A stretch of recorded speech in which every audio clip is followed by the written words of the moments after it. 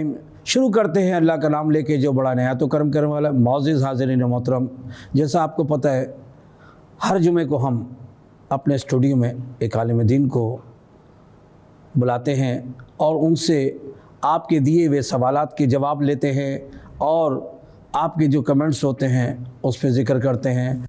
آج ہمارے درمیان موجود ملک کے مشہور و معروف ایک وہ ہستی جو اپنا ایک مقام رکھتی ہے. میرا آپ یقیناً جب ان کو سنیں گے اور ان کے سوالات اور ہمارے جوابات ہوں گے تو بڑا لطف آئے گا اور بڑا مزہ آئے گا، کیونکہ یہ جب جواب دیتے ہیں بڑے خوبی بڑے گہرائی میں جا کے جواب دیتے ہیں. تو میری آج کے درمیان اسٹوڈیو میں موجود اعلیٰ حضرت جناب طاہر تھانوی صاحب، السلام علیکم صاحب. صاحب خیریت سے ٹھیک ہیں؟ میں آپ کا شکر گزار ہوں کہ آپ نے اسٹوڈیو میں ہمیں ٹائم دیا. حضرت یوں تو ہر ہم جمعے کو چاہتے ہیں کہ اچھا سے اچھا کوئی مطلب ہے کہ کر سکے، مگر جتنے سوالات اتنے ہوتے ہیں ہم انہی کے جواب دیتے ہیں جو سمجھتے ہیں کہ ہم اس کا جواب دے سکیں گے اور شارٹ آ سکے. تو سب سے پہلا سوال ہے حضرت کہ یہ قرآن میں ذکر ہے کہ اگر بچی بالغ ہو تو جب نکاح ہونا چاہیے، مگر اکثر پیش دیکھا ہو چھوٹی سی بچی اس کا نکاح کر دیا جاتا، تو یہ شرع میں ہے جائز یا نہیں؟ اس کی ذرا تفصیلاً بتائیے. شریعت اسلامیہ میں ہر چیز کے اصول وضع کر دیے گئے ہیں، اور اسی طرح نکاح کے متعلق بھی کہ بچے کی کیا عمر ہونی چاہیے جی، اور لڑکی کی کیا عمر ہونی چاہیے. عام طور پر 12 سے 14 سال کے درمیان لڑکی جو ہے وہ بالغ ہو جاتی ہے جی، اور اسی طرح 15 سے 18 سال کے درمیان لڑکے جو ہے وہ بلوغت کی عمر کو پہنچ جاتے ہیں.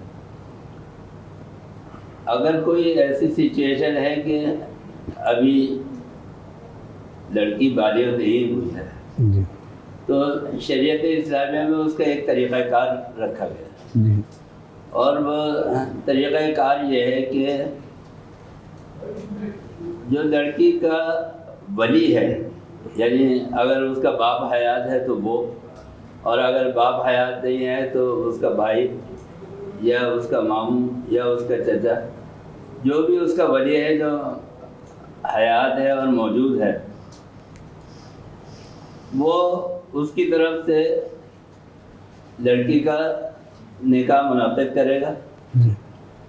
لیکن اس میں ایک شرط یہ ہوتی ہے کہ جب بالغ ہونے پر لڑکی کی رخصتی کی جائے گی تو اس وقت یہ لڑکی کو اختیار ہے کہ وہ چاہے تو اس نکاح کو باقی رکھے اور اس کے اوپر ہاں کر دے کہ ہاں میرے ولی نے جو میرا نکاح کیا تھا میں اس نکاح کو باقی رکھتی ہوں اور اس نکاح کی رخصتی کے اوپر میں رضامند ہوں، تو یہ اس کو اختیار ہے. اور اگر وہ چاہے کہ نہیں میں تو اس جگہ شادی نہیں کرتی، میں اپنی مرضی سے جہاں میری رضا ہوگی میں وہاں پہ شادی کروں گی، تو وہ لڑکی پھر اس نکاح کو منسوخ کر سکتی ہے اور کسی بھی دوسری جگہ اپنی مرضی سے شادی کر سکتی ہے.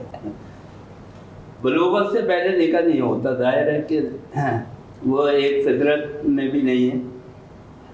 لیکن بالغ ہونے کے بعد یہ اختیار لڑکے اور لڑکی کے پاس ہوتا ہے کہ آیا ولی نے یعنی ان کے ماں باپ نے یا چچا ماموں نے جنہوں نے اس رشتے کو کیا تھا، اس رشتے کو وہ اگر چاہے تو باقی رکھے اور چاہے تو وہ اپنی مرضی سے دوسری جگہ نکاح کر سکتے ہیں اور اس نکاح کو ختم کر سکتے ہیں. اچھا، تو اس میں کوئی عدت کی نہیں ہے؟ کوئی نہیں، وہ نکاح ہے ہوا ہی نہیں، وہ ایسا یہ ہے جیسے نکاح ہوا ہی نہیں ہے. حضرت بہت خوب بہت خوب. ناظرین دیکھا جواب. ناظرین حضرت ایک سوال اور ہے کہ اکثر پیش کوئی بھی کام کرتے ہیں تو اس میں ایک دم قرآن کی قسم، خدا کی قسم، اللہ کی قسم اور میرے باپ کی قسم تو یار یہ کر لے یہ کر لے، تو یہ کیا قرآن میں صحیح ہے یہ غلط ہے یہ کہ جو قسمیں کھا لینا 1 منٹ کے اندر، جہاں یہ چیز لے جائیں اللہ کی قسم بڑا اچھا ہوگا؟ دیکھیے قرآن کریم کے اندر بھی آپ کو جگہ جگہ صورتوں میں قسم کے الفاظ ملیں گے کہ اللہ تعالیٰ نے صورتوں کے اندر قسم کھایا ہے، والتین والزیتون زیتون، قسم ہے تین کی اور قسم ہے زیتون کی، والعصر ان الانسان لفی خسر، قسم ہے زمانے کی۔ تو اللہ تعالیٰ نے بھی جگہ جگہ پہ قسم کھایا۔ دوسری بات یہ ہے کہ قسم ہمیشہ اس چیز کی کھائی جاتی ہے جو عظمت والی چیز ہوتی ہے۔ آپ سر کی قسم کھاتے ہیں، ماں باپ کی قسم کھاتے ہیں، حالانکہ ماں باپ کی قسم کھانا جائز نہیں ہے، لیکن میں ایک بات بتا رہا ہوں کہ کبھی انسان جو ہے وہ پیروں کی قسم نہیں کھاتا، کبھی ہاتھوں کی قسم نہیں کھاتا، جو عظمت والی چیز ہے سر کی قسم کھاتا ہے۔ اسی طرح اللہ تعالیٰ نے بھی جب قسم کھائی ہے تو وہ کھائی ہے آسمانوں کی، زمینوں کی اور دوسری عظمت والی چیزوں کی، زمانے کی قسم کھائی ہے۔ اچھا، اللہ تعالیٰ کے قسم کھانے میں اور ہمارے قسم کھانے میں ایک فرق ہے۔ ہم قسم اس لیے کھاتے ہیں کہ سامنے والے کو اس بات کا یقین دلا دے کہ میں جو بات کہہ رہا ہوں وہ صحیح ہے، وہ سچ ہے۔ لیکن ہم کبھی کبھی جھوٹی باتوں پہ بھی قسم کھا لیتے ہیں۔ ہمیں کپڑا بیچنا ہے، ہمیں کوئی سامان بیچنا ہے، ہمیں کوئی کمپیوٹر بیچنا ہے، ہم جھوٹی قسم کھا دیتے ہیں کہ فلانے کی قسم، قرآن کی قسم، اللہ کی قسم۔ قسم کھانا جو ہے وہ دراصل جس چیز کی آپ قسم کھا رہے ہیں اس کو آپ شاہد اور گواہ بنا رہے ہیں اپنے ساتھ۔ یعنی اللہ کی قسم آپ کھا کے کہتے ہیں کہ خدا کی قسم یہ گلاس جو ہے یہ فرانس کا بنا ہوا ہے اور اس کی یہ خوبیاں ہے اور اس کی یہ کوالٹی ہے، حالانکہ یہ لالو قید کے اندر بنا ہوا ہے۔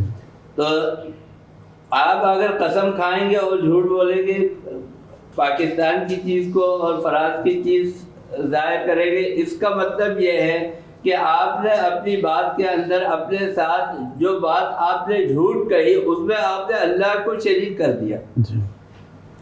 اسی لیے کبھی بھی غلط بات کے اوپر قسم نہیں کھانی چاہیے، اور ویسے بھی عام طور پر کسی بھی بات میں بلا وجہ بار بار قسم نہیں کھانی چاہیے کہ چھوٹی چھوٹی باتوں پہ قسم کھانے لگے، اس کی قسم اس کی قسم، بلکہ کہیں پر اگر بہت زیادہ ضروری ہو اور یہ سمجھا جائے کہ میرے قسم کھانے سے یہ معاملہ جو ہے، مثلا دو میاں بیوی کے درمیان جو ہے وہ لڑائی اور جھگڑا ہو رہا ہے، اور آپ سمجھتے ہیں کہ آپ جانتے ہیں کہ اس کے اندر ایک فریق جو ہے وہ حق کے اوپر ہے، تو آپ اس کو قسم کھا کر اللہ کی یا اللہ کے کلام کی قسم کھا کر آپ یقین دلا سکتے ہیں کہ یہ بات جو میں کہہ رہا ہوں یہ صحیح ہے، اور یہ فلانا آدمی یہ جو فریق ہے یہ حق کے اوپر ہے، اس لیے تو آپ کر سکتے ہیں۔ لیکن آپ چھوٹی چھوٹی باتوں کے اوپر قسم کھانا یہ صحیح نہیں ہے، اور قسم کھانی نہیں چاہیے، اور سوائے اللہ کے اور اللہ کے کلام کے اس کے علاوہ اور کسی کی قسم کھانا بھی درست نہیں۔ مفتی صاحب ایک اور سوال ہے کہ شب قدر پہ اکثر بچے کیا یا تو بڑے بھی پٹاخے چھوڑتے ہیں، تو یہ کیا روایت میں ہے، جائز ہے یہ ہمارے مذہب میں؟ یہ دور دور تک بھی اسلام سے اور شریعت سے کوئی مطابقت نہیں رکھتا۔ جی، کوئی بھی ایسی چیز کی جو فطرت کے خلاف ہو، جو عوام کے مفاد میں نہ ہو، بلکہ اس سے نقصان کا اندیشہ ہو، اللہ تعالیٰ نے اور اللہ تعالیٰ کے رسول نے ایسی کسی بات کا حکم نہیں دیا ہے۔ ہاں، ہمارے ہاں ہوتا یہ ہے کہ جب شب معراج آتی ہے تو اپنے خوشی کے اظہار کے لیے چراغاں کرتے ہیں، شب برات آتی ہے تو اس میں اپنی خوشی کے اظہار کے لیے آتش بازی کرتے ہیں، پٹاخے پھوڑتے ہیں۔ یہ کوئی دین نہیں ہے، کوئی دین اسلام کا یہ حصہ نہیں ہے، بلکہ اس کی وجہ سے فرض کریں کہ آپ نے آتش بازی کی یا کوئی پٹاخہ پھوڑا اور وہ جا کے کسی کے ہاتھ پہ لگ گیا، اس کا ہاتھ جل گیا، کسی کے آنکھ کے اندر چلا گیا، اور ایسے واقعات ہوئے ہیں. جی اکثر پیش ہوتے ہیں، اخباروں میں رپورٹ ہوتے ہیں، ٹی وی کے اوپر رپورٹ ہوتے ہیں، ایسے واقعات ہوتے ہیں. کسی کی آنکھ میں چلا گیا، اس کی آنکھ کی بینائی ضائع ہو گئی. کسی کے فرض کے لیے کوئی گودام ہے، کوئی دکان ہے، اس کے اندر جا کے وہ پٹاخہ گرا اور وہاں پہ آگ لگ گئی، اس کا سارا سامان جو ہے وہ ضائع ہو گیا. تو ایسی ہر چیز سے اجتناب کرنا چاہیے کہ جس سے کسی بھی نقصان کا اندیشہ ہو. ہاں، شب برات جو آتی ہے یہ اصل میں عبادت کی رات ہے، اس کے اندر عبادت کرنی چاہیے. جی اور انسان جو ہے اس مقصد کو کہ جس مقصد کے لیے اللہ تعالیٰ نے یہ رات ہمیں عطا فرمائی، یعنی اس رات کے اندر حضور اکرم صلی اللہ علیہ وسلم نے فرمایا کہ تم اپنے رزق کے اندر وسعت اختیار کرو، یعنی لوگوں کو کھانا کھلاؤ، خود بھی جو ہے وہ کھانا زیادہ پکاؤ، کھانے کے اندر جو ہے برکت کرو، زیادتی کرو. چونکہ یہ رزق کا فیصلہ ہونے کی رات ہے تو اس کے اندر آپ اگر رزق میں وسعت کریں گے تو اللہ تعالیٰ اس کی برکت سے سارے سال جو ہے وہ رزق کے اندر برکت دے گا. تو یہ کرنے کا حکم ہے. دوسرے یہ ہے کہ اللہ تعالیٰ کے سامنے سجدہ ریز ہو، قرآن حکیم کی تلاوت کرے، تسبیحات و تحلیل کرے، یہ عبادت کر کے اپنا وقت جو ہے وہ گزارے اور رات جو ہے اس کے اندر صرف کرے. پٹاخے پھوڑنا اور دوسرے فضول کام کرنا اس کا دین اسلام سے کوئی تعلق، کوئی دور تک تعلق نہیں ہے. بہت شکریہ. ناظرین، علامہ صاحب نے کیا خوب جواب دیا ہے. حضرت دوسرا سوال ہے میرا کہ انسان جب مر جاتا ہے قبر میں، اس کو لحد میں جب اتارا جاتا ہے تو آپ نے دیکھا ہوگا کہ پانی بھی ڈالا جاتا ہے، کیوڑا بھی ڈالا جاتا ہے اور ایک عہد نامہ دے دیا جاتا ہے اس کے، یعنی کہ کمر پہ اوپر یا کہیں بھی عہد نامہ رکھا جاتا ہے، بولتے ہیں عہد نامہ ضرور رکھنا ہے. تو یہ قرآن سنت میں ہے، اس کا کوئی وجود ہے یا؟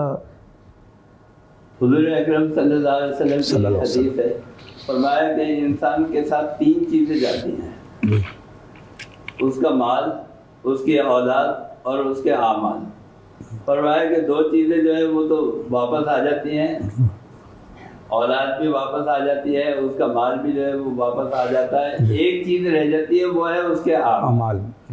انسان نے اگر ساری زندگی اللہ کی نافرمانی کے اندر گزاری ہے اور ایک عہد نامہ رکھ کے اول تو کسی بھی قسم کی کوئی تسبیح یا کوئی آیت یا کوئی حدیث یا کوئی بھی اس قسم کی چیز قبر کے اندر رکھتا ہے، قبر میں تو مٹی ہے، زمین ہے، تو زمین میں رکھتا ویسے بھی اس کی بے حرمتی ہے. اور قبر کے اندر رکھنا اس لیے بھی بے حرمتی ہے کہ اگر یہ آدمی اللہ کا نافرمان تھا اور اس کے اوپر اللہ کا عذاب ہو رہا، مسلط کیا جا رہا ہے اور اس کو کیڑے مکوڑے اور جانور کھا رہے ہیں، تو اس عہد نامے کی جو ہے بے حرمتی ہوگی، یا کوئی آیت یا کوئی بھی چیز جو رکھی بھی ہوگی اس کی بے حرمتی ہوگی. تو لہذا انسان کے اعمال تو اس کو بخشوا سکتے ہیں، کوئی رکھی ہوئی چیز جو باہر کی ہو جو آپ اس کو رکھے وہ اس کی بخشش کا ذریعہ نہیں بن سکتی.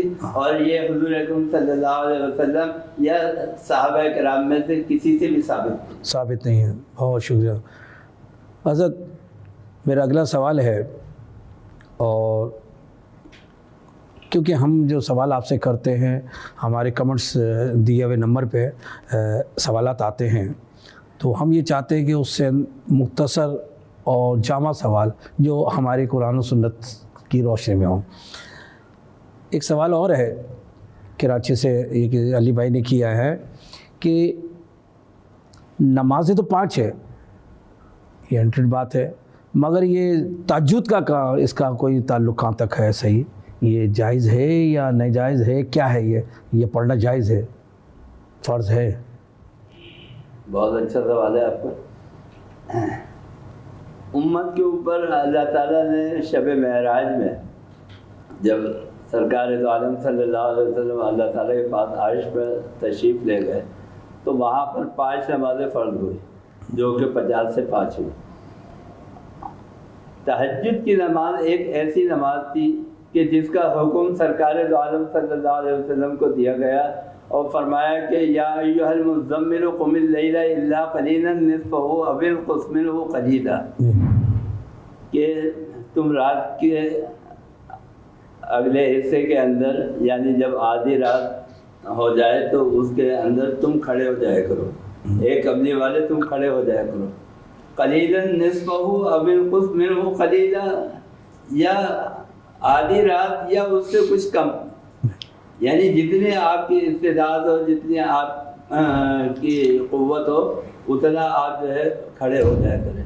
تو فقہاء نے لکھا ہے کہ اگرچہ یہ نماز فرض تو نہیں کی گئی، یہ نماز جو ہے وہ سنت ہی ہے، لیکن حضور اکرم صلی اللہ علیہ وسلم نے ہمیشہ جب تک آپ حیات رہے آپ نے پابندی کے ساتھ یہ تہجد کی نماز جو ہے وہ ادا کی۔ اس سے علماء کرام فرماتے ہیں کہ حضور اکرم صلی اللہ علیہ وسلم کے اوپر یہ نماز فرض تھی، لیکن امت کی مہربانی کے لیے کہ امت دن کی نمازیں پوری نہیں کر سکتی تو پتہ نہیں رات میں اٹھ سکے یا نہ اٹھ سکے، تو اللہ تعالیٰ نے یہ کرم فرمایا، مہربانی فرمائی کہ امت کے اوپر فرض نہیں کی، لیکن سرکار دو عالم صلی اللہ علیہ وسلم کے اوپر یہ فرض تھی، اور آپ صلی اللہ علیہ وسلم نے اس کو ہمیشہ ادا فرمایا، اور اس کی بڑی فضیلت جو ہے آپ نے بیان کی۔ ماشاء اللہ ماشاء اللہ۔ ناظرین کیا خوب جواب دیا ہے علامہ صاحب۔ میرا اگلا سوال ہے کہ بڑا ایک لوگوں کی سمجھ میں آئے گی، خانہ کعبہ کے اندر ہم جاتے ہیں تو کہیں بھی کھڑے ہو کے نماز پڑھ رہے ہیں، کوئی تعاون نہیں ہے مگر خانہ کعبہ کے سامنے ہو، چاہے کسی سمت میں ہو خانہ کعبہ کے اندر، مگر مسجدوں میں دیکھا جائے یہ کعبہ ہے بھائی ادھر ہی پڑھے، ادھر نہیں پڑھ سکتے، تو یہ کیا ہے؟ جب ادھر خانہ کعبہ میں کہیں بھی پڑھ سکتے تو مسجد کو کیوں تعین کر دیا؟ یہ کیا ہے؟ اس کی ذرا روشنی فرمائیے۔ آپ نے اگر غور کیا ہوگا تو خانہ کعبہ میں بھی جو نماز ہوتی ہے وہ امام مغرب کی سمت ہی کھڑا ہو کے نماز پڑھتا ہے، اور پھر اس کے پیچھے سب لوگ پڑھتے ہیں۔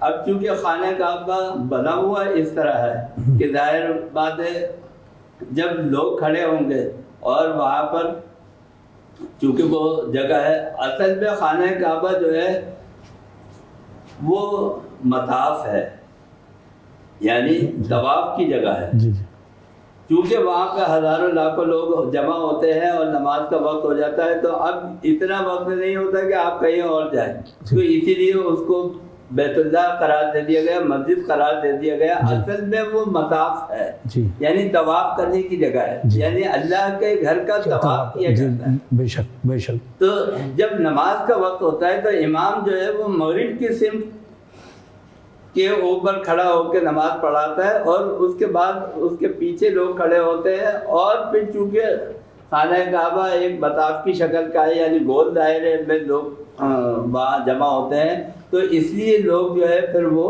چاروں طرف کھڑے ہو جاتے ہیں۔ لیکن نماز جو ہے اس کے لیے حکم سورہ بقرہ کے اندر دوسرے سپارے میں اللہ تعالیٰ نے مقرر کر دیا کہ یہ جو ہے ہم نے تمہارے لیے قبلہ مقرر کر دیا، اس کی طرف منہ کر کے نماز پڑھو۔